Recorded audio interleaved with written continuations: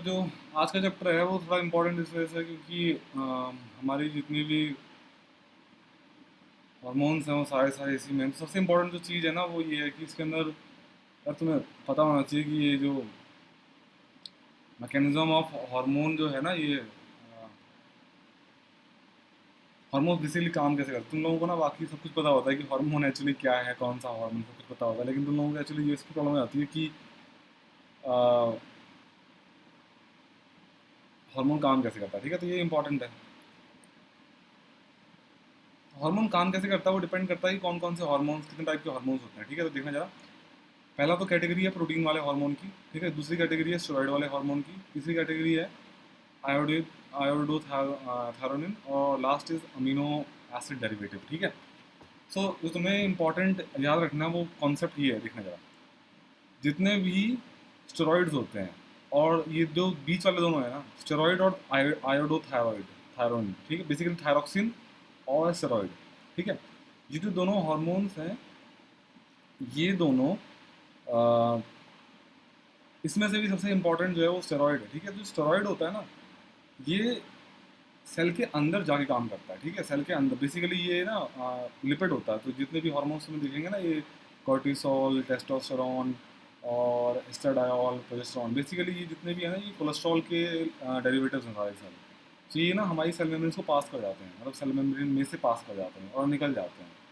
ठीक है, तो ये सेल मेम्ब्रेन में से पास कर जाते हैं, अंदर चले जाते हैं, और अंदर चले जाने के बाद ये ना न्यूक्लियस के ऊपर काम करता है। ये लोग अपना इफेक्ट न्यूक्लियस के ऊपर दिखाते हैं। इवन जो ये थायरोक्सिन है ना, iodo thyroxine, that is thyroxine, ये भी अपना इफेक्ट, मतलब जो ये सेकंड और थर्ड जो नाम दिए हुए हैं एनसीईआरटी में, ये दोनों अपना इफेक्ट जो है ना ये दिखाते हैं न्यूक्लियस के ऊपर। This is very important point. ठीक है, कि ये अपना इफेक्ट जो है ना वो न्यूक्लियस के ऊपर दिखाते हैं।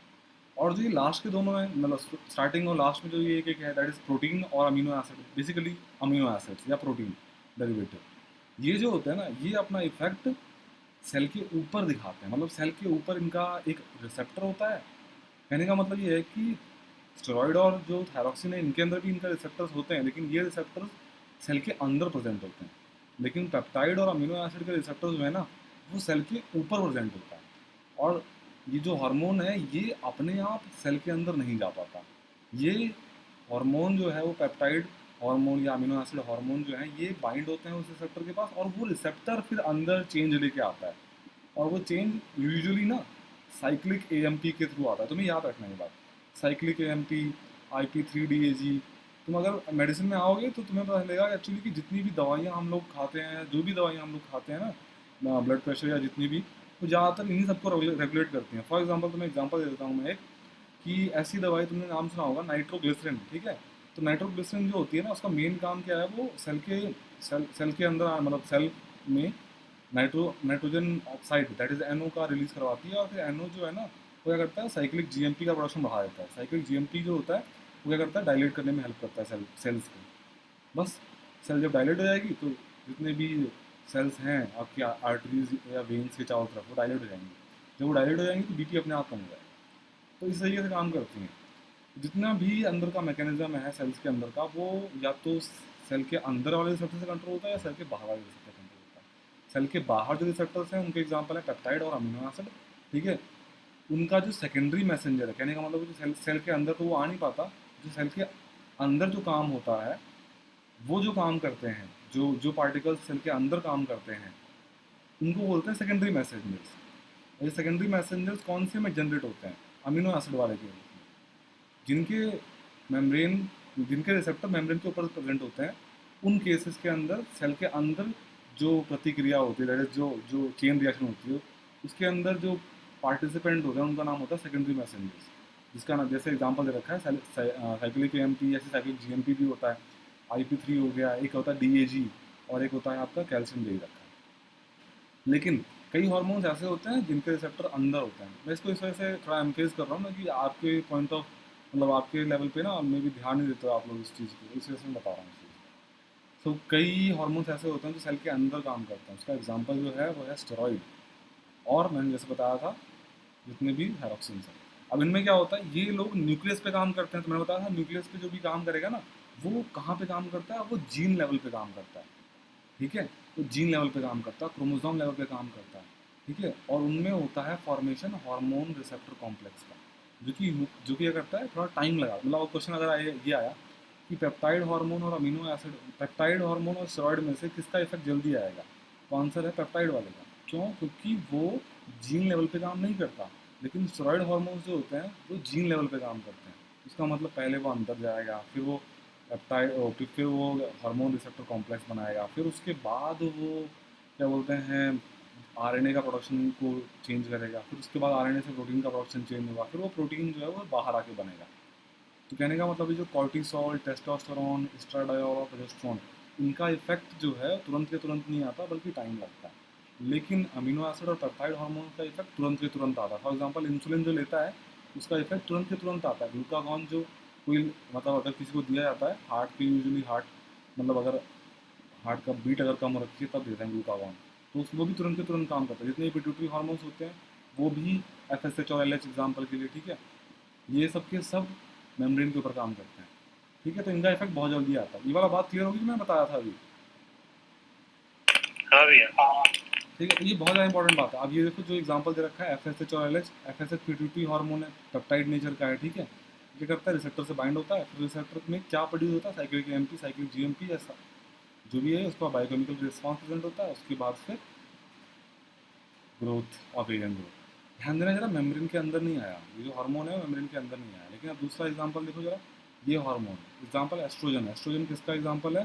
स्टेरॉइड का एग्जांपल है। चाहे यहाँ पे एस्ट्रोजन लिख के आ सकता है, चाहे यहाँ पे थायरोक्सिन लिख के आ सकता है। और क्या करते हैं, ये दोनों दोनों दोनों के दोनों सेल मेम्ब्रेन को पार कर जाते हैं, क्योंकि इनका नेचर ही जो है वो हाइड्रोफिलिक है, सॉरी हाइड्रोफोबिक है। तो ये करते हैं, ये दोनों पार कर जाते हैं सेल मेम्ब्रेन को, और फिर सेल मेम्ब्रेन को पार करने के बाद न्यूक्लियस के अंदर जाते हैं, फॉर्मेशन करते हैं हार्मोन रिसेप्टर कॉम्प्लेक्स का। एंड देन फिर उसके बाद ये लोग चेंज करते हैं, mRNA का प्रोडक्शन चेंज करते हैं, और फिर प्रोटीन का प्रोडक्शन चेंज करते हैं, और फिर फिजियोलॉजिकल रिस्पॉन्स लेके आते हैं। This is all. समझ में आई बात? क्लियर हुई? हाँ भैया। ठीक है। सो ये था सबसे इम्पोर्टेंट पॉइंट जो कि आप लोग थोड़ा सा भूल जाते हो, जो कि मैंने दोबारा से क्लियर करने की कोशिश की है। ये बहुत इम्पोर्टेंट पॉइंट है, सबसे लास्ट में आता है, बट ना बहुत इम्पोर्टेंट है। आयंस में भैया खाली कैल्शियम आयन होता है और भी होते हैं? इसमें आयंस में जो सेकेंडरी मैसेंजर का काम करते हैं, आयंस में खाली कैल्शियम ही होता है और भी होते हैं? नहीं यार, कैल्शियम ही होता है। अकेला होता है नहीं? हाँ, कैल्शियम ही होता है सर। वो भी IP3 और DAG जो होता है ना, इन दोनों के बाद आता है कैल्शियम। कहने का मतलब पहले IP3 DAG आता है, उसके बाद फिर इन दोनों के मिलने से कैल्शियम का लेवल इंक्रीज होता है बॉडी के अंदर, मतलब सेल्स के अंदर, सॉरी। ओके। सो नेक्स्ट जो हार्मोन आप लोगों को प्रॉब्लम आती है याद करने के अंदर, वो है पिट्यूटरी हार्मोन्स, जो कि बहुत इंपॉर्टेंट है। आप लोग बेसिकली हाइपोथैलेमस और पिट्यूटरी में बड़े कंफ्यूज हो जाते हो। तो एक बात याद रखना, ऐसे ना थोड़ी सी एक हायरार्की बना लो दिमाग के अंदर। सबसे जो ऊपर हार्मोन है, मतलब जो ऊपर लेवल का जो बॉस है, दैट इज़ हाइपोथैलेमस, ठीक है। और हाइपोथैलेमस जो है वो क्या करता है, वो रिलीजिंग हार्मोन्स रिलीज करता है। रिमेंबर दिस वन, वो हमेशा रिलीजिंग हार्मोन्स रिलीज करता है, ठीक है। तो जैसे फॉर एग्जांपल एक है गोनाडोट्रोपिन रिलीजिंग हार्मोन। तो ये पिट्यूटरी पे ये हार्मोन जाएगा, पिट्यूटरी पे जाएगा, देखो साफ साफ लिखा भी हुआ है आगे, ठीक है, पिट्यूटरी पे। अच्छा भाई ये बताओ, इसका नेचर कैसा होगा? गोनाडोट्रोपिन रिलीजिंग हार्मोन का नेचर कैसा है? पेप्टाइड है या फिर स्टेरॉइड नेचर का है? बताओ। स्टेरॉइड्स होगा। नहीं नहीं यार, पेप्टाइड है। जितने भी स्टेरॉइड देने थे ना, वो एग्जाम्पल वहीं पे दे दिए हैं। अच्छा, उतने ही होते हैं बस खाली? उतने ही है। मेरे को लगा गोनेड्स से रिलेटेड है तो नहीं फिर नहीं से। नहीं नहीं, नहीं ऐसे तो फिर FSH और LH भी गोनाड्स के ऊपर काम करते हैं, तो उनका वो भी फिर स्टेरॉइड होना चाहिए ठीक है, वो भी स्टेरॉइड नहीं है, लेकिन याद रखना पिट्यूटरी हार्मोन और हाइपोथैलेमिक हार्मोन्स जितने भी हैं, दे आर मेम्ब्रेन वाले, ठीक है। हम्म। ओके, सो ना अब नेक्स्ट इज सोमैटोस्टैटिन, ठीक है। इसका नाम है इनिबिटिंग हार्मोन। या तो गोनाडोट, मतलब बेसिकली जो आपका हाइपोथैलेमस है, या तो रिलीजिंग हार्मोन रिलीज करता है, या तो इनिबिटिंग हार्मोन। दो टाइप के हार्मोन रिलीज करता है, ठीक है। जो रिलीजिंग हार्मोन्स होते हैं वो काम ऑब्वियस सी बात है, वो पिट्यूटरी पे जाके जितने भी हार्मोन्स हैं उनका रिलीज करवाता है। इनिबिटिंग हार्मोन नाम बता रहा है, इनिबिटिंग हार्मोन का बेसिक काम है वो जितने भी हार्मोन पिट्यूटरी से रिलीज होते हैं उनका उनका मतलब रिलीज जो है वो कम कराता है, ठीक है। एग्जाम्पल है सोमैटोस्टैटिन। सोमैटोस्टैटिन तो किसी भी कहीं भी अगर सोमैटोस्टैटिन लिख के आ गया ना, जिससे remember this is as a concept, somatostatin जितने भी हार्मोन्स हैं उन सभी का डिक्रीज कराता है लेवल, किसी का भी हार्मोन का लेवल डिक्रीज करा सकता है सोमैटोस्टैटिन। ये बेसिकली यूनिवर्सल, बॉडी के लिए यूनिवर्सल ब्रेक है, किसी भी हार्मोन को कम करने के लिए सोमैटोस्टैटिन बेस्ट है। Okay, so next is hypothalamus, ठीक है। हाइपोथैलेमस के अंदर न्यूरोसेक्रेटरी सेल्स होती हैं जो कि इस हार्मोन को प्रोड्यूस करती हैं, ठीक है। तो ये आपके पास हैं कुछ हार्मोन। उसके बाद फिर कई कई अब तुम्हें याद रखना एक बात कि जो हाइपोथैलेमस है वहाँ से ये हार्मोन्स पिट्यूटरी में कैसे जाते हैं, ठीक है, ये तुम्हें याद रखना है। वहाँ से मतलब फ्रॉम हाइपोथैलेमस से पिट्यूटरी में, दैट इज एंटीरियर पिट्यूटरी में, ये हार्मोन्स कैसे जाते हैं, by portal circulation. What is called portal circulation? तुम्हें पता है कैपिलरी क्या होती है? कैपिलरी, कैपिलरी पता क्या है? गया? कैपिलरी पता है? Capillary, capillary? हाँ हाँ, ब्लड कैपिलरी होती है। हाँ एग्जैक्टली। सो जो बेसिकली सबसे smallest level of blood vessels होती हैं दैट इज कैपिलरीज, इनका डायमीटर बहुत कम होता है, जहाँ पे ऑक्सीजन का एक्सचेंज होता है, उन कैपिलरी बोलते हैं। जो मैं डायग्राम दिखा रहा हूँ ना, इसमें जो ये छेद छेद खूब सारा एक गुच्छा सा बना हुआ है, ये कैपिलरी है, ठीक है। और ये कैपिलरी देखो कहाँ प्रेजेंट है, ये हाइपोथैलेमस में प्रेजेंट है, ठीक है। अब देखो जरा नीचे भी पिट्यूटरी, जो एंटीरियर पिट्यूटरी है, वहाँ भी क्या प्रेजेंट है, एक कैपिलरी प्रेजेंट है। तो ये जो कैपिलरी का कलेक्शन है ना, इसको बोलते हैं कैपिलरी बेड। और जो ब्लड वेसल्स, ये ब्लड वेसल है एक्चुअली, ये जो थोड़ा सा जिसको मैं हाईलाइट कर रहा हूँ, जिसके बीच में कर्सर मूव कर रहा हूँ, तो ये जो दो दो कैपिलरी बेड के बीच में जो ये ब्लड वेसल प्रेजेंट है ना, इसको बोलते हैं पोर्टल। क्या बोलते हैं? Portal circulation. क्या बोलते हैं इसको? Portal circulation. हाँ। तो जो हार्मोन हाइपोथैलेमस से बनता है वो हार्मोन कहाँ कैसे आता है पिट्यूटरी के अंदर? By portal circulatory system. हाँ, ठीक है, पोर्टल सर्कुलेशन से आता है। लेकिन ध्यान रखना है, सिर्फ और सिर्फ एंटीरियर की बात कर रहा हूँ मैं, ठीक है, एंटीरियर। अब क्वेश्चन आएगा कि जो पोस्टीरियर, तुम्हें कल मैंने पिछली बार जब मैंने तुम्हें बताया था, मैंने तुमसे पूछा था कि ये जो पोस्टीरियर पिट्यूटरी से हार्मोन्स रिलीज होते हैं, ये सिंथेसाइज कहाँ पे होते हैं? तुम्हें मैंने बताया था ये सिंथेसाइज कहाँ पे होते हैं एक्चुअली, हाइपोथैलेमिक, ठीक है, हाइपोथैलेमिक न्यूरॉन्स में होते हैं। कहाँ पे होते हैं ये हाइपोथैलेमिक न्यूरॉन्स में। हाँ। तो ये हाइपोथैलेमिक न्यूरॉन्स से जो सेकंड सेकंड पार्ट है इस डायग्राम का, इसके अंदर तुम्हें दिख रहा है एक न्यूरॉन जो है वो हाइपोथैलेमस से नीचे आ रहा है, और नीचे कहाँ तक आया है? वो पोस्टीरियर पिट्यूटरी तक आया, दिख रहा है, ठीक है। तो ये जो है ये वाला हार्मोन स्टोर करता है कौन से हार्मोन्स, या ये वाला जो न्यूरॉन है अपने एक्सॉन्स में स्टोर करता है कौन से हार्मोन्स? Oxytocin and vasopressin. हाँ। तो ये हार्मोन्स बेसिकली सिंथेसाइज होते हैं हाइपोथैलेमस में, लेकिन ट्रांसपोर्ट होते हैं एक्सॉन के थ्रू कहाँ पर? न्यूरोहाइपोफिसिस। न्यूरोहाइपोफिसिस का मतलब है पोस्टीरियर पिट्यूटरी, एडिनोहाइपोफिसिस का मतलब है एंटीरियर पिट्यूटरी। डन। तो तुम्हें पता चल गया कि हाइपोथैलेमस और पिट्यूटरी के बीच में कितने कनेक्शन है? एक्चुअली दो कनेक्शन है। कितने कनेक्शन है? दो कनेक्शन। हाँ, ठीक है। और वो दो कनेक्शन में एक तो पोर्टल सिस्टम कनेक्शन है, और एक दूसरा जो कनेक्शन है वो कैसा है? न्यूरॉन का कनेक्शन है, ठीक है। पोर्टल सिस्टम से जो हार्मोन आते हैं वो है स्टिमुलेटिंग और रिलीजिंग हार्मोन और डिक्रीजिंग हार्मोन, दैट इज सोमैटोस्टेरोन। और जो न्यूरॉन के थ्रू आता है हार्मोन वो है ऑक्सीटोसिन और वैसोप्रेसिन। ऑक्सीटोसिन का मेन काम है स्ट्रेच, किसी भी स्मूथ मसल सेल को कॉन्ट्रैक्ट कराना, ठीक है। स्मूथ मसल सेल का कॉन्ट्रैक्शन जो होता है वो काम होता है ऑक्सीटोसिन का। हमारे अंदर भी प्रोड्यूस होता है, मेल्स के अंदर प्रोड्यूस होता है, फीमेल्स में प्रोड्यूस होता है। अच्छा, vasopressin is a hormone which has a role in all, क्या बोलते हैं, कैपिलरीज और आर्टरीज को स्टिफ मतलब टाइट करने में भी इसका यूज़ है। प्रेसिन का मतलब, वेसो का मतलब ब्लड वेसल्स, प्रेसिन का मतलब उनको दबाना, दैट इज ये जो है वो ब्लड वेसल्स को दबाता है, मतलब उनको उनका रेजिस्टेंस इंक्रीज करता है। और दूसरा काम है इसका किडनी में पानी को अब्जॉर्ब कराना, इसको एडीएच भी बोलते हैं इस हार्मोन को, ठीक है। जहाँ डीसीटी पे काम करता है। हाँ, नहीं, कलेक्टिंग डक्ट पे काम करता है ये, कलेक्टिंग डक्ट। Collecting duct. ये पार्ट और डीसीटी, इंटरमीडिया का हार्मोन है एमएसएच। हाँ ये कहाँ से आता है? कौन सा? मार्स इंटरमीडिया, हाँ मार्स इंटरमीडिया का ना एमएसएच, हाँ हाँ, ये कहाँ से आता ये वही सिंथेसाइज करता है। है? अच्छा। ठीक है। सो अब हमारे पास कुछ हार्मोन्स हैं जो तुम्हें याद रखने हैं। इन हार्मोन्स को ना मैं बताऊँ क्या करो, इन हार्मोन्स को 1 2 3 4 5 6 ऐसे करके अपने एनसीईआरटी में लिख लो, ताकि तुम्हें पता हो कि टोटल कितने हार्मोन है। लेकिन इससे पहले मैं तुम्हें एक नाम याद दिलाना चाहूँगा, वो है सेला टॉक्सिका। ये ना हमारे लेवल पे तो बहुत बच्चों वाली बात हो जाती है, लेकिन तुम्हारे लेवल पे थोड़ा सा इंपॉर्टेंट इस वजह से है।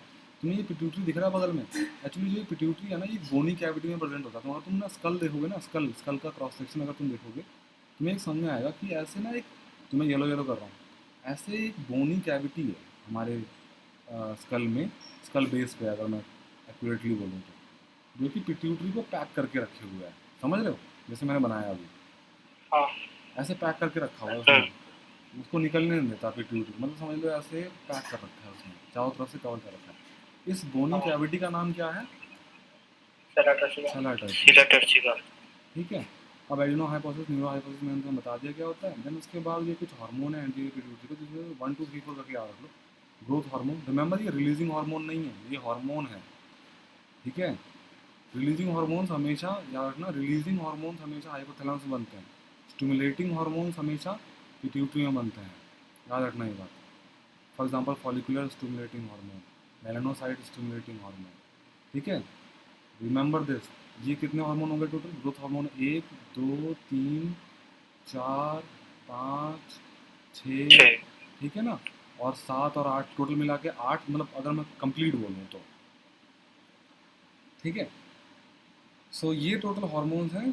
इनके फंक्शंस यार देखो, इनके फंक्शन तुम्हें पता ही होंगे, अगर नहीं पता तो मैं बताते जाऊँगा। ठीक है। फॉर एग्जांपल, सबसे पहला ग्रोथ हार्मोन, जिसका मेन काम है क्या, ग्रोथ में, बॉडी के ग्रोथ में, bone growth, organ growth, everything. Prolactin का मेन काम है फीमेल बॉडी के अंदर जो मतलब लैक्टेशन होता है उस टाइम पे, ग्रोथ ऑफ ब्रेस्ट को बढ़ाना, ब्रेस्ट की ग्रोथ को बढ़ाना। और थायराइड स्टिमुलेटिंग हार्मोन का मेन काम है थायराइड के हार्मोन को, अच्छा रिमेंबर दिस, दे ऑल, जितने भी हैं दे ऑल आर प्रोटीन्स। ठीक है। एक भी इनमें से स्टेरॉइड नहीं है। इसका मतलब कि सबका काम जो है वो मेम्ब्रेन से होता है। अच्छा, उसके बाद ACT है, जिसका मेन काम होता है एड्रिनल, एड्रिनल पे, इसका मेन काम एड्रिनल पे होता है।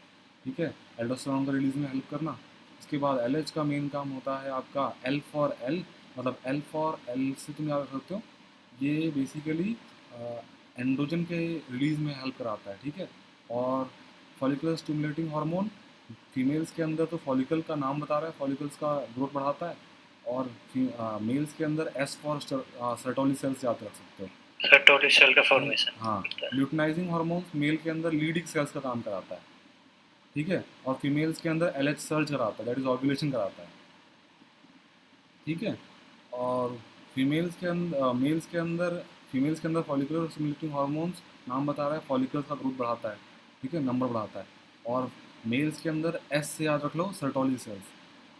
ठीक है। सर्टोली सेल्स का नंबर या फिर उनका ग्रोथ बढ़ाता है। ठीक है, नंबर तो नहीं, ग्रोथ बढ़ाता है। ठीक है। उसके बाद फिर पास इंटरमीडिया से MSH रिलीज होता है। MSH का मेन काम है मेलानोसाइट, मेलानोसाइट मतलब मिलानिन, मिलानिन मतलब बॉडी का कलर। ठीक है, बॉडी का कलर जो कि पिगमेंटेशन होता है ब्लैक। रिमेंबर, आप मेलाटोनिन को कंफ्यूज करोगे यार मेलानिन से। मेलानिन जो होता है वो एक ब्लूइश ब्लैक पिगमेंट होता है। ठीक है, जो कि आपकी बॉडी को कलर प्रोवाइड करता है, आपकी स्किन को कलर प्रोवाइड करता है। और मेलाटोनिन का पिट्यूटरी से कोई रिलेशन ही नहीं है। मेलाटोनिन जो है आपकी सर्केडियम रिदम, 24 डायurnal रिदम, आपकी बॉडी का टेम्परेचर, आपकी बॉडी का स्लीप साइकिल, आपकी बॉडी का वेक साइकिल, आपकी बॉडी का टेम्परेचर का साइकिल, एवरीथिंग कौन कंट्रोल करता है? मेलाटोनिन। उसका मेलानिन से कोई कंफ्यूज मत करना कभी। समझ में आई बात? हाँ, सो समझ आई गया। थिंक अब मैंने समझा दिया तुम्हें, ये वो बीच वाला पार्ट अब तुम समझ सकते हो इसको अपने आप। ठीक है। Graafian follicles is what? LH मैंने तुम्हें बताया, LH का मेन काम होता है ओव्यूलेशन के अंदर, LH सर्च कराता है, पर्पस ल्यूटियम मेंटेन करवाता है। ठीक है। FSH का मेन काम है स्टिमुलेट कराता है किसका डेवलपमेंट? फॉलिकल्स का डेवलपमेंट। MSH का मेन काम है मेलानोसाइट का पिगमेंटेशन ऑफ स्किन, मैंने तुम्हें बताया। ऑक्सीटोसिन का मेन काम है स्मूथ सेल का कंट्रैक्शन करवाना। ठीक है, जो कि फीमेल्स के अंदर, रिमेंबर वन थिंग, मिल्क का प्रोडक्शन कौन कराता है? प्रोलैक्टिन। लेकिन मिल्क का इजेक्शन कौन कराता है? ऑक्सीटोसिन। ऑक्सीटोसिन। ठीक है। तो रिमेंबर दिस थिंग कि मिल्क का इजेक्शन और चाइल्ड बर्थ के टाइम पे जो यूट्रस का कॉन्ट्रैक्शन होता है ये कौन करवाता है, ये कराता है ऑक्सीटोसिन। अच्छा, वैसोप्रेसिन का मैंने बताया था 2 काम होते हैं, किडनी के अंदर काम होता है इसका इलेक्ट्रोलाइट में, और इसके अंदर आपकी बुक के अंदर दूसरा काम इसका दे नहीं रखा, ठीक है, तो आप याद मत करो इसको। दूसरा काम होता है इसका, नाम जो बता रहा है, दैट इज़ वैसोप्रेसिन, वेसल को दबाना, ठीक है। Next is diabetes insipidus. क्या होता है, देखो डायबिटीज़ का मतलब होता है यूरिन में से पास होना, इंसिपिडस का मतलब होता है टेस्टलेस। कहने का मतलब यूरिन जो होगा उसमें कोई भी टेस्ट नहीं होगा, नॉट कि मैं बोल रहा हूँ उसको पी के देखो। कहने का मतलब ये है कि यूरिन पास होगा लेकिन उसका टेस्टलेस होगा, उसमें शुगर नहीं होगा। इसको हम कंपेरिजन करते हैं डायबिटीज़ मिलाइटिस से। डायबिटीज़ का मतलब अगेन है यूरिन में पास होना, डाया मतलब होता है टू पास थ्रू यूरिन, ठीक है। उसके बाद फिर मिलाइटिस का मतलब होता है शुगर। इसी वजह से कंपैरिजन है डायबिटीज़ मिलाइटिस का और डायबिटीज़ इंसिपिडस का। डायबिटीज़ इंसिपिडस का मतलब होता है वाटर का पास होना। ये कब होता है, जब ईडीएच की डेफिशिएंसी हो जाती है। ईडीएच का मेन काम है पानी को स्टोर करना, जब वो नहीं होगा तो पानी आपकी बॉडी में से निकलता रहेगा। डन। नेक्स्ट है आपका मेलाटोनिन, जो मैंने बता दिया भाई। मेलाटोनिन जो होता है वो सिक्रेट करता है पीनियल ग्लैंड, जो मैंने कल बताया तुम्हें, कॉर्पोरा क्वाड्रिजेमिना, लास्ट टाइम मैंने बताया था, ठीक है। तो कॉर्पोरा क्वाड्रिजेमिना जब मैं बता रहा था, तुम्हें याद है तुमने बोला था भैया ये ऊपर भी कुछ है इसमें, ये 2 नहीं दिख रहे 3 दिख रहे हैं, हाँ भैया। है ना। तो वो जो तीसरा था ना टॉप पे, मतलब बेसिकली टोटल 5 बम्प दिखते हैं अगर तुम पीछे से पीनियल जाओगे। ग्लैंड थी वो। हाँ, वो पीनियल ग्लैंड है एक्चुअली, ठीक है। तो अगर तुम ब्रेन स्टेम को पीछे से देखोगे तो तुम्हें 5 उठे हुए स्ट्रक्चर दिखेंगे, उसमें से जो 4 नीचे के होते हैं उनको बोलते हैं कॉर्पोरा क्वाड्रिजेमिना, जिनका मीडियल वाले जो 2 होते हैं उनका काम होता है, मतलब बेसिकली उनका काम विजुअल और ऑडिटरी पार्ट में होता है, ठीक है। इतना, ऑडिटरी। हाँ इतना याद रखो, उतना काफ़ी है। लेकिन बाकी जो ऊपर एक अकेला है उसको पीनियल ग्लैंड बोलते हैं, ठीक है। इसका मेन काम होता है मेलाटोनिन सिक्रीट करना, और इसका सॉलिड कनेक्शन होता है किसके साथ, आपके आँख के साथ, स्लीप और वेक साइकिल के साथ, ठीक है। Done. Next is thyroid hormone. Thyroid का 2 हार्मोन याद रखना तुम्हें, TSH और sorry T4 and T3। TSH तुम्हें याद रखना है ऊपर, जो कि पिट्यूटरी से रिलीज होता है, मतलब पिट्यूटरी से रिलीज होगा, फिर वो सेल्स के अंदर, थायराइड के अंदर किसका रिलीज करवाता है, T3 और T4 का, ठीक है। स्टिमुलेटिंग हार्मोन हमेशा पिट्यूटरी से निकलता है, रिलीजिंग हार्मोन हमेशा हाइपोथैलेमस से निकलता है, और नॉर्मल हार्मोन हमेशा उस एंड ऑर्गन से निकलेगा, ठीक है। ओके, सो अब हमारे पास 2 चीज़ें हैं। थायराइड जो होता है वो फॉलिकल से बना होता है, फॉलिकल का मतलब है just collection of cell, stroma का मतलब है जो फॉलिकल नहीं है, दैट इज जो सेल नहीं है वो स्ट्रोमा है, ठीक है। बेसिकली स्ट्रोमा के अंदर ही होता है, ऐसे समझो जैसे घेरा टाइप का होता है। जो घेरे के अंदर जो चीज़ है वो है आपका स्ट्रोमा, जो घेरे के बाहर दैट इज़ जो दीवार है वो बनी है फॉलिकल से, दैट इज सेल्स से, ठीक है। अभी दो जो हार्मोन है इनमें आयोडीन एसेंशियल होता है, ठीक है। अब next cheese is what is goitre. Goitre का मतलब कुछ नहीं होता, गॉइटर का मतलब होता है enlargement. Remember one thing, goitre का मतलब एनलार्जमेंट होता है, वो हाइपोथायराइडिज्म में भी हो सकता है और हाइपर में भी हो सकता है, लेकिन आपकी बुक के अंदर सिर्फ और सिर्फ हाइपो का दे रखा है, तो आप हाइपो को ही याद रखो। लेकिन रिमेंबर वन थिंग, गॉइटर जो है वो हाइपर में भी हो सकता है और हाइपो दोनों के अंदर होता है। गॉइटर का जस्ट एक मतलब है enlargement of thyroid is called goitre. Hypothyroidism is not called goitre, enlargement of thyroid is called goitre. Clear हुआ? हाँ भैया। हाँ। So next cheese is hypothyroidism pregnancy के अंदर हो सकता है, यस। अगर प्रेगनेंसी, अच्छा रिमेंबर वन थिंग कि थायराइड का मेन काम क्या है।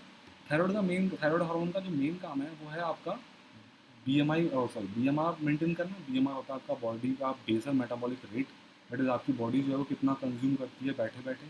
नेक्स्ट इज आपका बोन को मेंटेन करना, आपका BP का हार्ट रेट मेंटेन करना, ठीक है। ये 3 काम, कई और काम भी होता है, ठीक है। बोन की ग्रोथ को भी कंट्रोल करता है ये, ठीक है। तो ये 4-5 काम है, जिसमें से इम्पॉर्टेंट है आपका हार्ट रेट, आपका BMR, और क्या बोलते हैं आपका बोन का मेटाबॉलिज्म, ठीक है। तो ये जो चीज़ें हैं ये कंट्रोल करता है आपका ये, हाँ, थायराइड। तो देखो जरा, जिसके अंदर थायराइड जो है वो नहीं बनेगा बचपन से ही, तो उसकी ग्रोथ नहीं हो पाएगी, बोन नहीं हो पाएगा। अच्छा, मेंटल रिटार्डेशन भूल गया था मैं। थायराइड जो है ना वो न्यूरॉन्स के डेवलपमेंट में बहुत मदद करता है। 5, अब मुझे याद आ रहा है करेक्ट करेक्ट। थायराइड जब भी आए ना तो 5 बी याद रखना, 5 बीज, 5 बी लिख लो। पहला होता है बोन, दूसरा होता है ब्रेन, तीसरा होता है BMR, चौथा होता है क्या मैंने बोला नहीं यार, ब्रेन हो गया, BMR हो गया, बोन हो गया, और क्या बचा?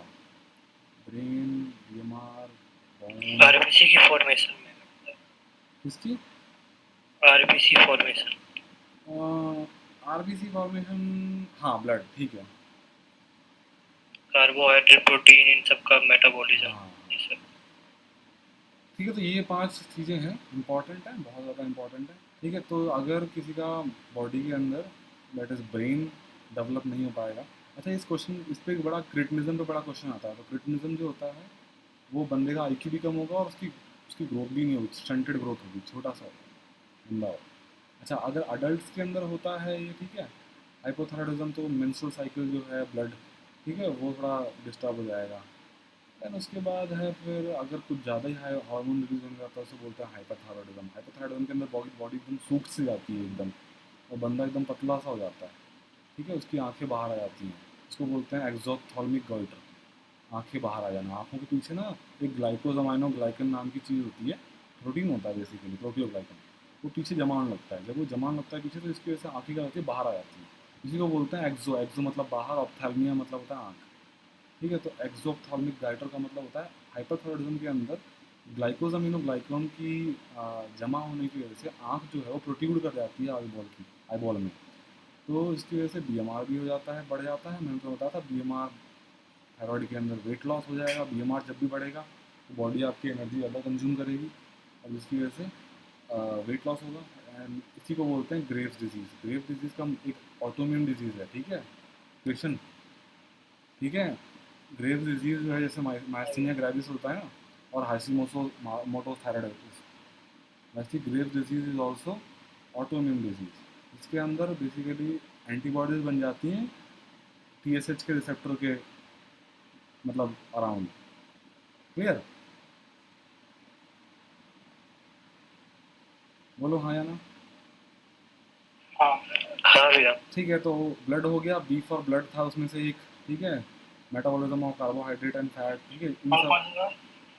क्या क्या? पांच कौन कौन से थे? कौन सबसे कौन से थे पांच? एक बोन, ब्रेन, बीएमआर, ब्लड और बोन, ब्रेन, BMR, ब्लड, और यार ये फिर से मैं भूल जाता हूँ।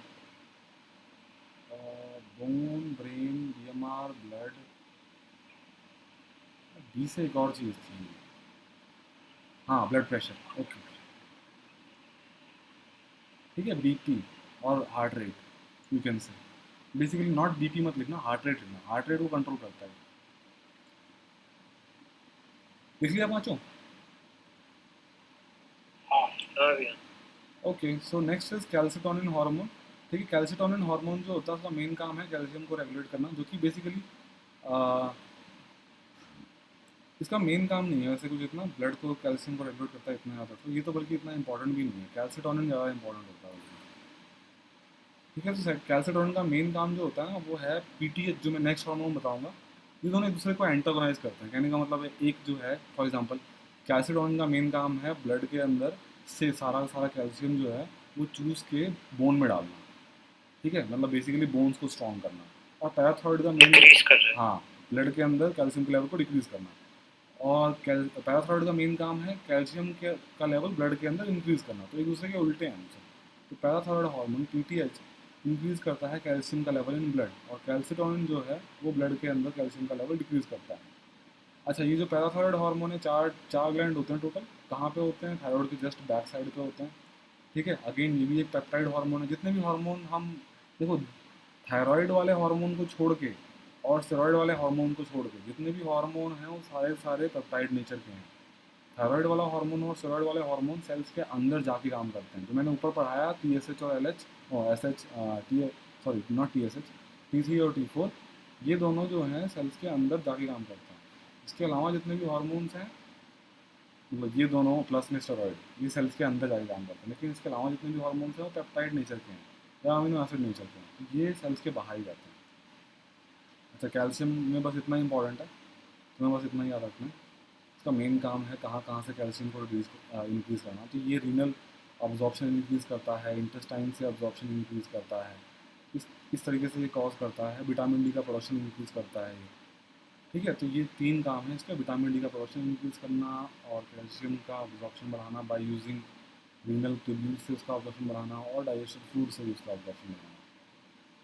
Okay, so next is thymus. Thymus जो है वो कुछ रिलीज़ नहीं करता, कोई भी मतलब मेजर हार्मोन रिलीज़ नहीं करता। इसमें थाइमोसिन दिया हुआ है लेकिन ये कोई हार्मोन इतना इंपॉर्टेंट हार्मोन नहीं है। इसका जो मेन काम है वो सिर्फ और सिर्फ टी और बी लिम्फोसाइट्स के अंदर है, ठीक है, और उसमें से भी टी लिम्फोसाइट्स का मेच्योरेशन है, जो कि थाइमोसिन इसमें लिखा हुआ है इतना इंपॉर्टेंट है नहीं है, ठीक है। लेकिन रिमेंबर दिस कि थाइमोसिन जो है वो टी लिम्फोसाइट का मेच्योरेशन में इंप्रूव मेंटेन करता है, ठीक है, और सीएमआई के लिए इंपॉर्टेंट होता है, तुम्हें पता ही है, ठीक है। एंटीबॉडी का प्रोडक्शन भी देखो दिखा हुआ है इसके अंदर, सब कुछ करता है। एंटीबॉडी ह्यूमरल इम्यूनिटी भी करता है और सीएमआई भी करता है, जो नहीं करता है। और तुम्हें पता ही है कि सीएमआई जो होता है, और सॉरी, जो थाइमस होता है वो बहुत बड़ा हार्मोन होता है बचपन में, ठीक है, जो कि आपके जो आपका ये जो स्टर्नम है दैट इज़ मतलब आपका जो चेस्ट है उसके टॉप वाला पार्ट है उसके जस्ट पीछे प्रेजेंट होता है ये, और बर्थ के टाइम पे बहुत बड़ा होता है ये। जो स्टार्टिंग में लिखा हो ना स्टर्नम, बिल्कुल यही एग्जैक्टली यही लाइन में बोलने वाला था। स्टर्नम, यस, वेंट्रल साइड का मतलब होता है, वेंटर का मतलब आगे, डॉर्सल का मतलब पीछे। एओटा और स्टर्नम के बीच में प्रेजेंट होता है, एओटा पीछे है स्टर्नम आगे है, इन दोनों के बीच में प्रेजेंट होता है, जिसको बोलते हैं मीडियास्टाइनम, एंटीरियर मीडियास्टाइनम में प्रेजेंट होता है ये। Next adrenal gland. Adrenal gland यार ये बहुत इंपॉर्टेंट है। एड्रिनल ग्लैंड तुम लोगों को बड़ी कंफ्यूजन रहती है, तो मैं थोड़ा कंफ्यूजन दूर करने की कोशिश करूँगा। एड्रिनल मेडुला जो है ना, तुम्हें याद रखना है, एड्रिनल मेडुला कुछ नहीं है, एक्चुअली न्यूरॉन है। क्या है एड्रिनल मेडुला? न्यूरॉन, ठीक है। तो इस न्यूरॉन में से एक्चुअली रिलीज होता है न्यूरोट्रांसमीटर, उसका नाम होता है एपिनेफ्रिन और नॉर एपिनेफ्रिन, ठीक है। उसमें से भी इंपॉर्टेंट है एपिनेफ्रिन, एपिनेफ्रिन रिलीज होता है, रिमेंबर। तो ये आप कंफ्यूजन हटा लो, न्यूरॉन है एड्रिनल मेडुला। मेडुला मेडुला जो है वो ब्रेन सिस्टम का पार्ट है, तुम्हें याद रखना। मेडुला मेडुला उसी की तरह याद रख लो कि ये भी एक न्यूरॉन है, और न्यूरॉन है तो इसमें से जो हार्मोन रिलीज होगा उसका नाम है एपिनेफ्रिन, और अगर दूसरा ऑप्शन दिया हुआ है तो नॉर एपिनेफ्रिन, लेकिन आंसर एपिनेफ्रिन होता है, ठीक है। ओके, देखो साफ साफ लिखा हुआ है, एड्रिनल मेडुला जो है रिलीज करता है एड्रिनलिन और एपिनेफ्रिन और noradrenaline. These are called catecholamines, catechol और एमाइन। कैटाकोल जो होता है बेंजीन के ऊपर अगर एक हाइड्रोक्सी लग जाता है, प्लस में मिथाइल लगा होता है, उसमें अगर एमाइन भी लग जाए तो कैटाकोलामाइन, ठीक है। एड्रेनलिन और नॉरएड्रेनालिन का मेन काम क्या होता है तुम्हें पता ही है, फाइट फ्लाइट फ्लाइट रिस्पॉन्स के अंदर इमरजेंसी हार्मोन है अपना, ठीक है। क्या करता है, पाइलोरेक्शन का मतलब होता है रोई खड़ी बजाना, सब कुछ जो तुम्हें लगता है कि जब भी हमें डर लगता है, जो डर लगने पे जो काम होता है वो सारा काम ये करता है। डर लगने पे हमें ग्लाइकोजन का ब्रेक डाउन भी करना होता है, तो ये तुम्हारे लिए बहुत प्रॉब्लम की बात नहीं आएगी, ठीक है। बाकी तो तुम बना लोगे। जो इंपॉर्टेंट है वो ये है, तुम्हें एड्रिनल कॉर्टेक्स के अंदर और एड्रिनल मेडुला के अंदर थोड़ा सा कन्फ्यूजन हो जाता है। तो यार देखो मैंने तुम्हें पहले ही बता दिया, कन्फ्यूजन होने की बात नहीं है भाई। जो मेडुला है उसका मेन काम क्या है, मेन काम बताओ क्या है उसका, मेन क्या करता है वो, क्या है, न्यूरॉन से याद रखना है। क्या कैसे याद रखना है? हाँ, न्यूरॉन से याद रखो, और न्यूरॉन का मतलब है एपिनेफ्रिन और nor epinephrine, neuro transmitter use होगा, वो न्यूरो ट्रांसमीटर काम करता है। अच्छा, कभी कभी क्वेश्चन ये भी आता है ऐसा कौन सा हार्मोन है जो एक न्यूरो ट्रांसमीटर भी है और क्या बोलते हैं हार्मोन भी है, तो आंसर है उसका क्या, एपिनेफ्रिन और नॉर एपिनेफ्रिन। अच्छा, तो अब एड्रिनल कॉर्टेक्स जो है वो 3 पार्ट में डिवाइडेड है, ऐसे याद रखो। GFR, जी का मतलब सबसे आउटसाइड वाला, कैसे याद रखोगे, GF, हाँ, तो जी से याद रख लो ग्लोमेरुलोसा, जो कि आउटसाइड वाला है सबसे। एफ का मतलब है फेसिकुलाटा, जो कि बीच वाला है, और रेटिकुलरिस का मतलब क्या है, जो सबसे अंदर। Inner side. अब इनके हार्मोन्स कैसे याद रखोगे तुम, ऐसे याद रखो कि जितना तुम देखो, जितना तुम अंदर जाते जाओगे उतना चीज़ें मीठी होती जाएंगी। क्या बोला मैंने? जितना अंदर जाएंगे उतनी चीजें मीठी होंगी। हाँ, तो सबसे पहले होगा सॉल्ट, पहले सॉल्ट, उसके बाद शुगर, और उसके बाद सेक्स। पहले क्या, बाहर, सबसे बाहर क्या होगा, सॉल्ट, उसके बाद क्या होगा, उसके बाद क्या होगा, सेक्स। तो सॉल्ट, शुगर, सेक्स, ये 3 चीज़ें, 3 S और 3 लेयर। सबसे आउटर साइड में जो होगी उसको सॉल्ट बोलेंगे, मिडिल साइड में जो होगी, मिडिल में जो होगी उसको शुगर बोलेंगे, सबसे अंदर जो होगी उसको क्या बोलेंगे, सेक्स। आप देख लो, आ जाओ जरा, सबसे आउटसाइड में जो है, ठीक है, सबसे आउटसाइड जो है एल्डोस्टेरॉन, क्या है, एल्डोस्टेरोन। तो एल्डोस्टेरोन का मेन काम क्या होता है भाई, क्या कंट्रोल करता है वो, सॉल्ट को क्या। एब्जॉर्प्शन करता है। हाँ, सॉल्ट क्या करता है, अब्जॉर्प्शन करता है।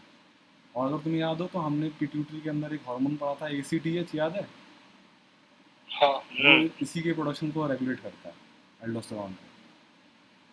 एडिनोकॉर्टिकॉइड रिलीजिंग मतलब स्टिमुलेटिंग हार्मोन था ना ACTH। Hmm. Okay, so next is आपका है, next is sugar, second layer, that is कौन सा, फेसिकुलाटा। ठीक है, शुगर का मतलब क्या आ गया, ग्लूकोकॉर्टिकॉइड्स। क्या? ग्लूकोकोर्टिकोइड्स। हाँ, ग्लूकोकॉर्टिकॉइड का मेन काम है, क्या करता है ये, balance of sugar metabolism, carbohydrate. लिखा हुआ बगल में दिख रहा है? हाँ भैया। डन, समझ में आ गया? हाँ। अच्छा, नेक्स्ट इज क्या है, नेक्स्ट सबसे अंदर क्या होता है भाई, सबसे, रेटिकुलरिस। हाँ सबसे अंदर इज रेटिकुलरिस, और वहाँ पे क्या बनता है सबसे लास्ट, देखो सबसे लास्ट में, सर एंड्रोजन स्टेरॉइड दिख रहा है? हाँ। ठीक है, तो ये बनता है सबसे लास्ट में। ठीक है, रिमेंबर वन थिंग, ये सबसे अंदर वाली लेयर में प्रोड्यूस होता है, लेकिन अंदर वाली लेयर किसकी, मेडुला के अंदर प्रोड्यूस होगा ये। कॉर्टेक्स वाली हाँ, में। कॉर्टेक्स की सबसे अंदर वाली लेयर में प्रोड्यूस होता है। मेडुला तो न्यूरॉन है यार, और मेडुला में ये सब नहीं प्रोड्यूस होता। मेडुला में क्या प्रोड्यूस होता है? एपिनेफ्रिन और बिल्कुल। तो अब स्टेरॉइड है, उसका मेन काम है क्या, pubic hair, axillary hair, facial hair. Done. तो आज के बाद भूलोगे क्या ये चीज़? नहीं भैया। हाँ, तो याद रख लेना ये बात, इंपॉर्टेंट है। GFR से याद रखो, और सॉल्ट, शुगर और सेक्स से याद रखो। सॉल्ट सबसे बाहर, एल्डोस्टेरॉन बीच में, ग्लूकोकॉर्टिकॉइड या कॉर्टिसोल। कॉर्टिसोल का कई और का काम होते हैं, तुम्हें बीच में लिखा हुआ है। कॉर्टिसोल देखो जरा क्या काम और भी करता है। कॉर्टिसोल को ना स्टेरॉइड भी बोलते हैं। ये सारे स्टेरॉइड हार्मोन है जितने भी है ना, सारे सारे स्टेरॉइड हार्मोन है। स्टेरॉइड जो होता है ना, वो इन्फ्लामेशन कम करता है यार। स्टेरॉइड जो होता है ना, इन्फ्लामेशन, इन्फ्लामेशन मतलब होता है इम्यून रिस्पॉन्स। बेसिकली T और B सेल का रिस्पॉन्स होता है, बहुत कम कर देता है। तो इसका ये भी काम है जो मैं हाईलाइट कर रहा हूँ अलग से, अलग काम है, बहुत अलग काम है इसका, कॉर्टिसोल का। और इसका हम बहुत ज़्यादा यूज़ करते हैं इसीलिए। अगर बहुत सीरियस इन्फेक्शन है, अगर किसी को, उसके इन्फेक्शन को कम करना है, अगर इन्फेक्शन की वजह से उसकी डेथ हो रही है, तो उसके इन्फेक्शन को कम करना है अगर, तो हम उसको स्टेरॉइड देते हैं। तो स्टेरॉइड क्या करता है, उसके जितने भी T सेल्स और B सेल्स हैं उनको भगा देता है, तो वो पस नहीं बन पाता, फिर इन्फ्लामेशन कम हो जाती है। इसकी वजह से बंदे को जितना प्रॉब्लम होनी चाहिए थी उतनी प्रॉब्लम होती नहीं। लेकिन कई बार प्रॉब्लम ये हो जाती है कि किसी को अगर कुछ ज़्यादा स्टेरॉइड दे दिया भाई, तो उसमें क्या होता है कि बंदा जो है ना, ज़्यादा स्टेरॉइड देते देते वो खुद ही ऐसा हो जाता है, वो इम्यूनो कॉम्प्रोमाइज़ बन जाता है। जैसा एड्स में नहीं होता वो, कैसे भैया? जैसे अब तुम, इसका मेन काम क्या है स्टेरॉइड का, कि अपने इम्यून सिस्टम को एकदम कम कर देता है, सप्रेस कर देता हम्म। है। अगर तुम किसी को खूब ज़्यादा स्टेरॉइड देते रहोगे, तो वो अपने आप ही एड्स जैसी सिचुएशन नहीं आ जाएगी, एड्स जैसी, हम्म। है ना। तो वही, ज़्यादा स्टेरॉइड भी देने नहीं होते, लेकिन मॉडरेशन इज़ द की। तो डन। भैया एक इसका कोई पर्टिकुलर टाइम मतलब वो होता है क्या कि कितने दिन तक ये अगर हम देना चाहें तो दे सकें? नहीं यार, ऐसा नहीं है, बहुत सारी सिचुएशन होती हैं अलग अलग, तो उसके हिसाब से कई सारी गाइडलाइंस होती हैं, तो हम ऐसे ही जनरलाइज नहीं कर सकते इस चीज़ को। मेरी मम्मी को भी स्टेरॉइड्स की हाँ, मतलब दवाइयाँ दे रही थी। बिल्कुल बिल्कुल चलेंगी वो, जब भी इन्फ्लामेशन होती है ना, जब भी कहीं भी बॉडी के अंदर, हम्म। स्किन हो गया, कहीं भी है, बहुत कॉमन है स्टेरॉइड। लोग जब कुछ भी काम नहीं करता ना, कहने का मेडिसिन में एक बड़ा रामबाण सा इलाज है, जब कुछ भी काम नहीं करता वहाँ पे क्या काम करता है? स्टेरॉइड्स। हाँ। अच्छा, ठीक। Next is pancreas. So pancreas के अंदर तुम्हें पता ही है क्या इंपॉर्टेंट है। पेनक्रियाज के अंदर इंपॉर्टेंट है तुम्हारे, सबसे इंपॉर्टेंट है इंसुलिन। कौन सी सेल से रिलीज होता है? बीटा सेल से। अल्फा सेल से क्या रिलीज होता है? ग्लूकागोन। और डेल्टा सेल से क्या रिलीज होता है? डेल्टा से वो क्या नाम है इसका? सोमैटोस्टैटिन। सोमेटोस्टेटिन। ठीक है, अब इनका काम सुन लो यार। काम क्या है, ग्लूकागोन, जो आपका इंसुलिन है ना, उसका इंसुलिन का काम, मेन काम है इंसुलिन का प्रोटीन सिंथेसिस। मेन काम है, मतलब आपकी बॉडी का जो मेन प्रोटीन सिंथेसिस का बंदा है, ग्लूकोज को ब्लड से अंदर लेना, और फिर उसके बाद उसका काम, उसको भाई लगाना प्रोटीन सिंथेसिस के अंदर। ठीक है, वो जो मेन काम है वो है आपका इंसुलिन का। और अगेन इंसुलिन जो है पेप्टाइड हार्मोन है। पेप्टाइड का मतलब बाहर बाहर काम करता है, अंदर जो है सेकेंडरी मैसेंजर के थ्रू काम करता है। कहाँ काम करता है ये? लिवर के अंदर काम करता है भाई, एडिपोसाइट्स में काम करता है। क्या काम करता है? सेल का ग्लूकोज का ऑब्जॉर्प्शन बढ़ाता है बाय यूजिंग, रिसेप्टर का नाम लिख लो भाई, रिसेप्टर का नाम है GLUT4, GLUT4, glucose transporter 4, GLUT4। कई सारे ग्लट होते हैं, GLUT 1 2 3 4 5 6 7 8, लेकिन जो इंसुलिन डिपेंडेंट होता है उसका नाम है GLUT4। ठीक है, GLUT लिख लिया। हाँ बड़ा भी है, ठीक है। बायोमोलिक्यूल्स में दे रखा है। उसके बाद फिर है आपका अपटेक ऑफ यूटिलाइजेशन कराता है, हाइपोग्लाइसीमिया कराता है, ग्लाइकोजेनेसिस कराता है, प्रोटीन का प्रोडक्शन भी कराता है। ठीक है। अब उसके बाद इसी का उल्टा होता है एक हार्मोन जिसको बोलते हैं glucagon. Remember one thing, glucagon और कॉर्टिसोन जो हमने ऊपर पढ़ा था, कॉर्टिसोन या ग्लूकोकॉर्टिकॉइड, इन दोनों का फंक्शन सेम होता है। ये दोनों जो है ना, बेसिकली ब्लड में ग्लूकोज का लेवल बढ़ाते हैं। अगर तुम इसको पढ़ोगे ना तो तुम्हें बीच में दिखेगा, देखो कार्बोहाइड्रेट मेटाबॉलिज्म लिखा हुआ है ना। बेसिकली कार्बोहाइड्रेट मेटाबॉलिज्म से मतलब ये है कि ब्लड में ग्लूकोज का लेवल बढ़ाना। तो जो काम इंसुलिन करता है उसका उल्टा ये काम दोनों करते हैं। तो ग्लूकागॉन जो है वो क्या करेगा, ब्लड का लेवल, ब्लड के अंदर किसका लेवल बढ़ाया, ग्लूकोज का लेवल बढ़ाया बाय हिपेटोसाइट्स में। क्या कराएगा ये, ग्लाइकोजेनोलाइसिस, बेसिकली ग्लाइकोजन का तोड़ना, जिसकी वजह से क्या होगा, हाइपरग्लाइसीमिया आ जाएगा। बस सेल के अपटेक को रोकता है ये, डिक्रीज करता है। ठीक है, रिड्यूस करता है, मतलब बेसिकली इंसुलिन का एंटागोनिस्ट है। कहाँ प्रोड्यूस होते हैं, आइलेट ऑफ लैंगरहान में प्रोड्यूस होते हैं। आइलेट ऑफ लैंगरहान कितने होते हैं ये, 1 से 2 मिलियन का होता है। रिमेंबर वन थिंग कि पेनक्रियाज जो है वो एंडोक्राइन एक्सोक्राइन बहुत है यार। एंडोक्राइन का मतलब वो होता है जो जिसका रिलीज जो होता है वो ब्लड में होता है सीधा। एक्सोक्राइन का मतलब होता है जिसका रिलीज होता है ट्यूब में होता है, जिसका digestive hormones, trypsin, like trypsin हो गया आपका, लाइपेज हो गया, एनॉल, ये basically digestive hormones. What is diabetes mellitus, मैंने तुम्हें बता दिया। मिलाइटिस का मतलब होता है शुगर, पास थ्रू का मतलब होता है डायबिटीज़। ठीक है, कहाँ से पास होता है, यूरिन से पास होता है। क्या पास होता है, ग्लूकोज पास होता है। डैम, इंसुलिन थेरेपी दी जाती है। Next is testis. टेस्टिस के ऊपर जो काम करती हैं, जो पिट्यूटरी से रिलीज होता है उसका नाम होता है लीडिक सेल्स। लीडिक सेल्स पे कौन काम करता है, एलएच काम करता है। ठीक है।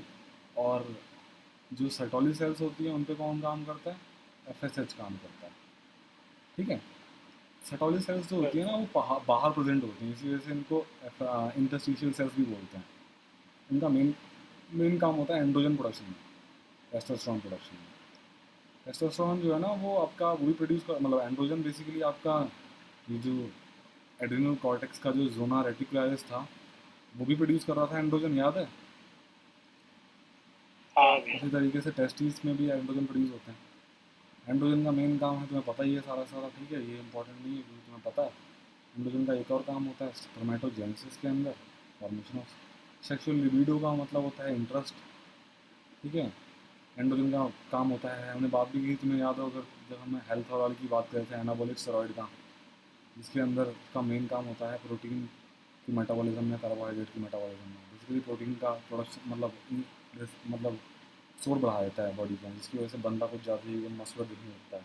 लेकिन इसकी वजह से क्या होता है कि टेस्टिस जो होते हैं उसके हाइपोगोनाडिज्म हो जाता है उस बंदे को, नेगेटिव फीडबैक की वजह से। इमेजिन करो कि अगर एंड्रोजन जो है खूब ज़्यादा है, तुम्हें पता ही है ना कि जितने भी हार्मोन्स हैं वो पॉजिटिव और नेगेटिव फीडबैक में एक दूसरे से कनेक्टेड होते हैं।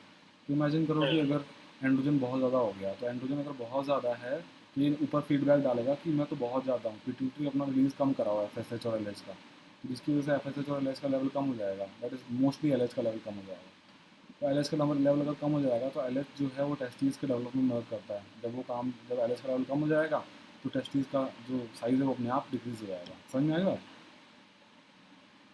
हाँ भैया। Okay. So next is ovary. Ovary का मेन काम तुम्हें पता ही है क्या होता है, एस्ट्रोजन और progesterone mainly. Oestrogen progesterone, oestrogen progesterone जो होता है वो तब रिलीज होता है जब हाँ कॉर्पस ल्यूटियम का फॉर्मेशन हो जाता है। ठीक है, तब होता है मेन, सिक्रेटरी प्रॉपर्टी होती है प्रोजेस्टेरॉन। नेक्स्ट इज उससे ऊपर, मतलब ओवरी जो ऑब्वियसली पहले जैसे आपका एफएसएच और एलएच से कंट्रोल होती है, ये भी पिट्यूटरी से कंट्रोल होती है ये भी। तो पिट्यूटरी में कैसे कंट्रोल होता है, तो पिट्यूटरी जो है क्या रिलीज करता है, एफएसएच और एलएच, जिसमें से मैंने तो बताया था एलएच का मेन काम है आपके ग्राफियन फॉलिकल्स का मेच्योर करना और ओव्यूलेशन कराना। एलएच का मेन काम तो ये होता है। एफएसएच का मेन काम है फॉलिकल्स का डेवलपमेंट कराना, बेसिकली फॉलिकल्स को पहले बड़ा करना, और फिर उन बड़ी फॉलिकल्स को बाहर निकालने का काम जो होता है वो एलएच का होता है। ठीक है, और फिर उसके बाद फिर कॉर्पस ल्यूटियम बन जाता है। जब उसमें से ग्राफियम फॉलिकल में से ओव्यूलेशन हो जाता है तो जो बचा हुआ पार्ट होता है वो रिग्रेस कर जाता है, उसमें येलोइश डिपोजिशन हो जाता है। इसको बोलते हैं ल्यूटिया, जैसे मैंने कल तुम्हें बताया था मैक्यूला लूटिया इन आँख के अंदर। वैसे ल्यूटियम का मतलब यहाँ पे कॉर्पस का मतलब बॉडी, ल्यूटियम का मतलब येलो पिगमेंट है।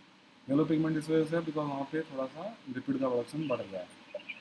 ये वाला क्वेश्चन भी आया था उसमें एनडीए के टेस्ट में। अच्छा, कॉर्पस ल्यूटियम और उस वाले ल्यूटियम में क्या सिमिलरिटी है? हाँ, lutein, lutein body, yellow pigment, protein और progesterone, basically yellow pigment lutein. Next is estrogen. तो एस्ट्रोजन का मेन काम क्या है, तुम याद रखना, एक बात याद रखो, ये बड़ा बड़ा मोटा मोटा याद रखो। फीमेल्स की बॉडी में फैट ज़्यादा होता है, फैट जहाँ भी फैट ज़्यादा होगा वहाँ पे एस्ट्रोजन प्रोड्यूस होगा, और एस्ट्रोजन का मेन काम है फीमेल में सेकेंडरी सेक्सुअल डेवलपमेंट कराना। ठीक है, ये इंपॉर्टेंट है, तुम्हें बता ही दिया मैंने, अपेरेंस, ठीक है, secondary character, all everything oestrogen का मेन काम है। तो फैट अगर तुम्हें पता ना हो तो बता देता हूँ कि जो फैट होता है ना फीमेल्स के अंदर, जो फीमेल थोड़ी स्किनी टाइप की होती है, पतली होती है, उनमें इसी वजह से सेकेंडरी सेक्सुअल कैरेक्टर डेवलप नहीं हो पाता, बिकॉज उनकी बॉडी में उतना फैट नहीं होता कि एस्ट्रोजन उतना प्रोड्यूस हो कि वहाँ पे मतलब ज़्यादा एस्ट्रोजन का प्रोड्यूस हो और सेकेंडरी सेक्सुअल कैरेक्टर डेवलप हो। कई बार ऐसा क्या होता है, मेल्स भी अगर मतलब जिनमें फैट ज़्यादा होता है, बहुत ज़्यादा फैट हो जाए, बहुत ज़्यादा अगर फैट मतलब एक्सेसिव फैट हो जाए अगर, तो क्या होता है कि बॉडी जो होती है एस्ट्रोजन प्रोड्यूस करना ज़्यादा करने जाती है, और जब एस्ट्रोजन ज़्यादा हो जाता है ना तो हार्मोन इम्बैलेंस की वजह से एक डिसऑर्डर हो जाता है, इसको बोलते हैं गायनेकोमास्टिया, जिसकी वजह से जो मतलब बेसिकली फीमेल मतलब ब्रेस्ट का डेवलपमेंट हो जाता है start, female type number one था। ठीक है, so this is all. Progesterone support करता है प्रेगनेंसी को, P for progesterone, P for pregnancy का सपोर्ट। लेकिन अच्छा, एक और बात आपकी बुक के अंदर मतलब साफ साफ दे रखा है, प्रोजेस्टेरॉन जो है वो स्टिमुलेट करता है एल्वलाई का formation, remember this one thing. Progesterone जो है प्रोलेक्टिन जैसा काम करता है और सिक्रीशन में भी मदद करता है, दोनों के अंदर मदद करता है प्रोजेस्टेरॉन, मिल्क के प्रोडक्शन में। नेक्स्ट इज किडनी और हार्ट में से, और गैस्ट्रोस्टर्नल मतलब गैस्ट्रो इंटेस्टाइनल में से। देखो गैस्ट्रो इंटेस्टाइनल में तुम्हें बताऊँ सही सही, तो गैस्ट्रो इंटेस्टाइनल में तुम्हें याद रखना गैस्ट्रम का क्या काम होता है, सिक्रेटिन का क्या काम होता है, और सीसीके का काम क्या होता है, और जीआईटी। तो बस सही से बताऊँ तुम्हें, तो गैस्ट्रम का मेन काम है आपका एसिड इंक्रीज कराना। भाई पेट के अंदर एसिड का प्रोडक्शन जो होता है ना वो गैस्ट्रो के कंट्रोल में होता है, पेट का मतलब स्टमक।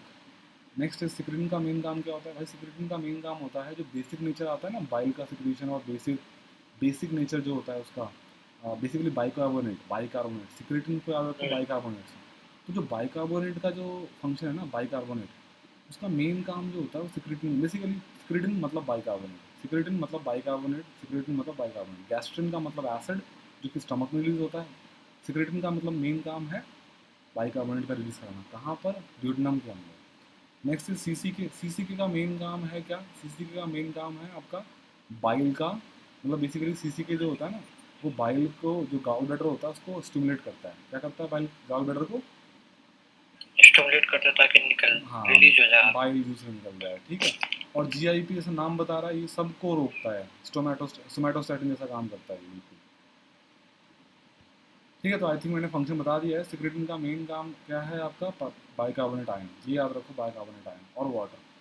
ठीक है, बाकी गैस्ट्रिन का मेन काम क्या है, एसिड। तो गैस्ट्रिन जो है वो एसिड है और सिक्रेटिन जो है वो बेस है। उसके बाद सीसीके का मेन काम क्या है आपका, बाइल। ठीक है, जीआईपी का मेन काम क्या है, सब कुछ रोकना। ठीक है, इनहिबिट करता है, मोटिलिटी का मतलब मूवमेंट। नेक्स्ट इज उसके बाद ग्रोथ फैक्टर, ये किसी काम का नहीं। एएनएफ जो कि हार्ट से रिलीज होता है बेसिकली, जब भी ना, रिमेंबर वन थिंग, जब भी आपकी बॉडी के अंदर ना ब्लड कुछ ज़्यादा ही बढ़ जाए, आपका ब्लड प्रेशर बहुत बढ़ गया है इमेजिन करो, ठीक है, तो फिर क्या होता है एकदम से ही ये एएनएफ रिलीज होता है। एएनएफ क्या करता है, ये ऑब्वियसली ये भी वैसे ही हार्मोन है, पेप्टाइड हार्मोन है। तो ये क्या करता है, ये आपकी किडनी की सेल्स पे काम करता है, और वहाँ पे ना इसका फंक्शन होता है डायरेटिक के अंदर। डायरेटिक का मतलब ये ब्लड को ब्लड में से पानी जो है निकालता है, किडनी का काम यही है, और फिर उसको उसको अब्जॉर्ब नहीं होने देता। बेसिकली एडीएच जो था ना, तुम्हें याद है एडीएच जो है वो पानी को अब्जॉर्ब कर लेता था। ठीक है, एएनएफ का काम क्या है, अगर तुम्हें याद रखना ब्लड प्रेशर बहुत ज़्यादा है, कहने का मतलब ब्लड वॉल्यूम भी बहुत ज़्यादा है, अब ब्लड वॉल्यूम अगर बहुत ज़्यादा है तो हार्ट की वॉल से प्रेशर पड़ता है, हार्ट की वॉल्स पर अगर प्रेशर पड़ता है उसमें सिर्फ एट्रिया लिखा हुआ है तुम्हारे में, तो एट्रिया बहुत इंपॉर्टेंट, एट्रिया की वॉल पर प्रेशर पड़ेगा, तो एट्रिया की वॉल पर अगर प्रेशर पड़ेगा तो वो एट्रिया सिग्नल जाएगा किडनी पे, किडनी मतलब ए एन एफ निकलेगा, ए एन एफ जो है वो ब्लड के थ्रू ट्रैवल करेगा किडनी में, किडनी पे जाएगा, वहाँ पे वो आपकी जो ए डी एच है वहाँ पे उसको एंटागोनाइज करेगा और मेन काम क्या करेगा, ब्लड को यूरिन में पास होने देगा, सॉरी नॉट ब्लड, जो फिल्ट्रेट हुआ है किडनी का उसको यूरिन में पास होने देगा, जिसकी वजह से ब्लड वॉल्यूम अपने आप कम हो जाएगा, ब्लड वॉल्यूम अपने आप कम हो जाएगा तो ब्लड प्रेशर भी कम हो जाएगा। समझ में आई बात? हाँ जिस हाँ भैया। तो मेन काम है इसका ब्लड प्रेशर को कम करने में। समझ में आई बात?